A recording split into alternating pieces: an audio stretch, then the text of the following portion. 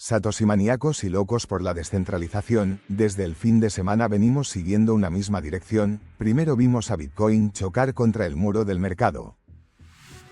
Después observamos cómo JP Morgan, los ETF y los grandes capitales seguían moviéndose alrededor de BTC mientras el precio intentaba recuperar terreno.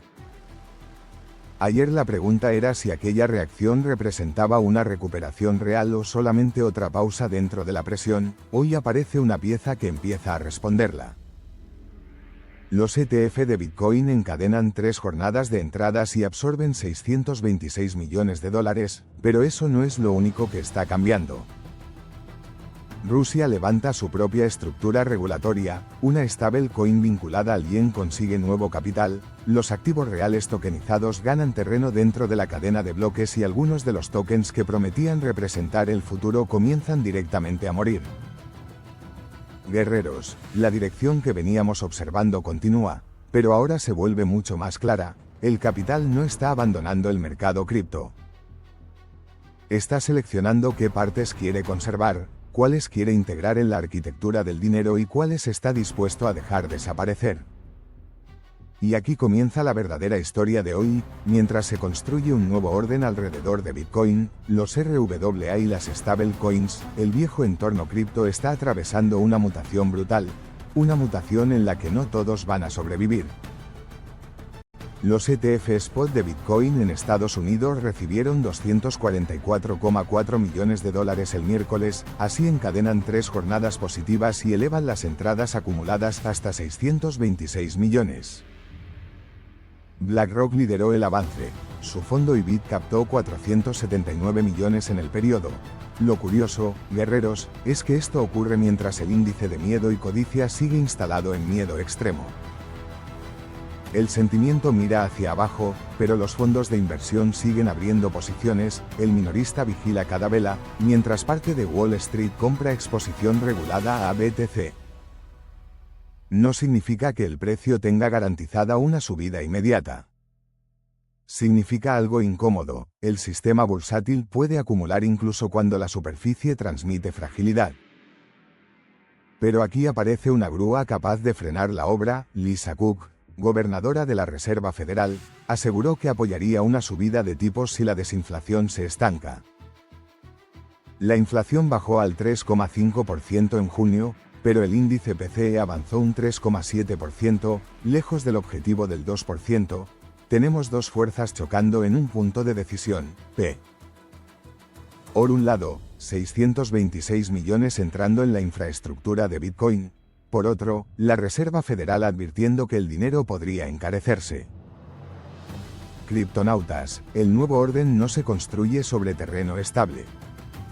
Se levanta con las autoridades monetarias vigilando y el mercado adivinando cuándo llegará el siguiente golpe de liquidez. Mientras Estados Unidos debate el precio del dinero, Rusia dibuja sus fronteras digitales. Vladimir Putin ha firmado una ley con reglas para exchanges, brokers, custodios e inversores. Las disposiciones entrarán en vigor el 1 de septiembre de 2026 y el Banco de Rusia supervisará ese mercado, decidirá qué activos pueden ofrecer los intermediarios y mantendrá prohibidos los pagos domésticos con criptomonedas. Atención a la jugada, Rusia no abre el universo blockchain ni lo expulsa. Lo encierra dentro de un corredor controlado por el aparato estatal. Los inversores minoristas podrán comprar activos aprobados mediante intermediarios, con límites, mientras los cualificados tendrán acceso más amplio. No es adopción sin condiciones. Es integración bajo vigilancia. Y eso conecta con blockchain.com, la compañía ha obtenido una licencia BAS de custodia en las Islas Caimán, tras obtener una licencia MiCA en Europa y registrarse ante la FCA. La autorización permite custodia regulada, intercambio entre criptomonedas y conversión entre activos digitales y dinero fiduciario. Mientras los estados levantan controles, las empresas buscan pasaportes para cruzarlos. Surfeadores de la blockchain, aquí aparece la arquitectura del dinero emergente. No una red descentralizada completamente libre, pero tampoco la vieja banca internacional funcionando como antes. Surgen custodios licenciados, plataformas conectadas con varias jurisdicciones y reguladores financieros marcando rutas. La infraestructura crece, aunque cada tramo tenga una cámara de vigilancia mirando de reojo. Japón mueve otra pieza. JPYC ha elevado su ronda Serie B hasta aproximadamente $38 millones para expandir su ecosistema financiero y Web3 y acelerar la adopción de su stablecoin vinculada al yen. El objetivo ya no es crear otro token decorativo. Es construir una infraestructura de pagos capaz de conectar empresas, comercios, trabajadores y liquidaciones dentro de un circuito blockchain operativo. Durante años, las stablecoins estuvieron dominadas por el dólar. Ahora otras monedas nacionales intentan ocupar espacio en las nuevas vías digitales. El yen no quiere contemplar desde el andén cómo el sistema monetario global viaja en un tren denominado únicamente en dólares. Y sí, amantes de la criptoesfera, hasta los guardianes monetarios han descubierto que quedarse quietos también puede salir caro. Pero la mutación más visible aparece en los activos del mundo real, los famosos RWA. Según CoinShares y Token Terminal, los depósitos RWA en plataformas DeFi se triplicaron con creces hasta $7.400 millones durante el segundo trimestre, mientras los depósitos totales del sector DeFi cayeron alrededor de un 15%. El capital está eligiendo utilidad financiera incluso durante una desaceleración, Hyperliquid confirma el desplazamiento. Sus contratos perpetuos sobre RWA representaron el 32,2% del volumen del segundo trimestre, frente al 20,7% del trimestre anterior y apenas el 1,8% a finales de 2025. El volumen alcanzó $213.000 millones. Esto ya no es tokenizar algo, hacer una foto y celebrarlo con confeti digital. Es actividad comercial creciendo dentro del sistema. Bonos del tesoro tokenizados, oro digital, índices bursátiles, acciones tecnológicas y productos con rendimiento ocupan espacio en los mercados financieros on-chain. Los RWA empiezan a utilizarse como garantía, instrumento de rentabilidad y activo negociable. Esa es la diferencia entre una moda y una pieza estructural. Una vive del relato, la otra mueve crédito, garantías y flujo de capital. Y aquí entra Power Compute, la minera de Bitcoin cotizada en Nasdaq refinanció $18 millones de deuda mediante una línea respaldada por 307 BTC.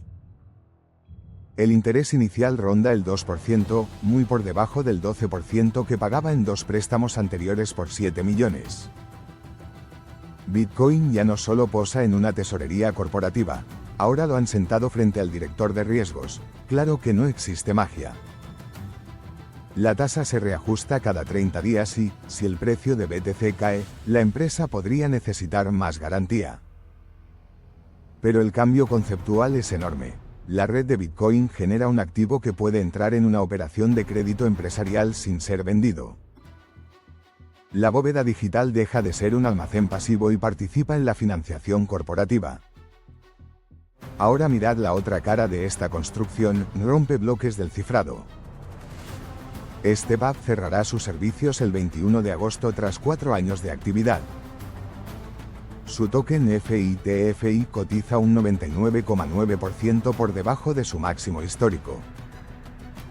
La narrativa Move to Earn prometía convertir nuestros pasos en economía digital. Al final, parece que el proyecto fue quien caminó hacia la salida. El mercado también tiene humor negro. XD, Elisa OS ofrece una imagen todavía más brutal. Su token cayó un 19% hasta un mínimo histórico después de que su fundador, So Walters, lo declarara muerto y anunciara el cierre de la fundación. El software de agentes de inteligencia artificial continuará, pero sin una criptomoneda asociada. Un proyecto que rozó una capitalización de $2.500 millones ahora separa su tecnología del token. Esto no significa que toda altcoin vaya a desaparecer ni que cada RWA sea automáticamente sólido. Significa que el mercado cripto empieza a exigir algo más que una palabra de moda, un suministro limitado y una comunidad gritando en redes. Licencias, ingresos, colateral, adopción empresarial y utilidad medieval están sustituyendo al entusiasmo como combustible principal. El nuevo orden en construcción tiene una paradoja. Puede traer más liquidez, mejores conexiones y casos de uso reales. Pero también puede concentrar las entradas en ETF, custodios aprobados, listas oficiales y centros de poder. Bitcoin nació para reducir intermediarios, ahora parte de su adopción avanza mediante intermediarios gigantes. ¡Qué maravilla tan incómoda nos ha tocado analizar, guerreros! Por eso hay 3 señales que debemos vigilar. Si las entradas de los ETF continúan pese a la amenaza de tipos, el capital institucional estará mostrando convicción. Si los RWA siguen creciendo mientras DeFi se contrae, la mutación tendrá fundamentos. Y si más proyectos descubren que su tecnología puede vivir sin token, el mercado empezará a separar definitivamente producto de especulación. La pregunta no es únicamente si Bitcoin subirá mañana. Es quién controlará la red de pagos, la custodia institucional, el crédito on-chain y las fronteras digitales cuando termine la obra. ¿Será una expansión de la libertad financiera o una reconstrucción del sistema tradicional sobre raíles blockchain? Dejad vuestra respuesta en los comentarios. ¿Estamos viendo la madurez definitiva del mercado cripto o una colonización institucional de la cadena de bloques? Suscribíos, activad la campana, apoyad el vídeo con vuestro like y compartidlo con otro Satoshi maníaco que siga mirando solamente el precio. Nos vemos en el próximo bloque.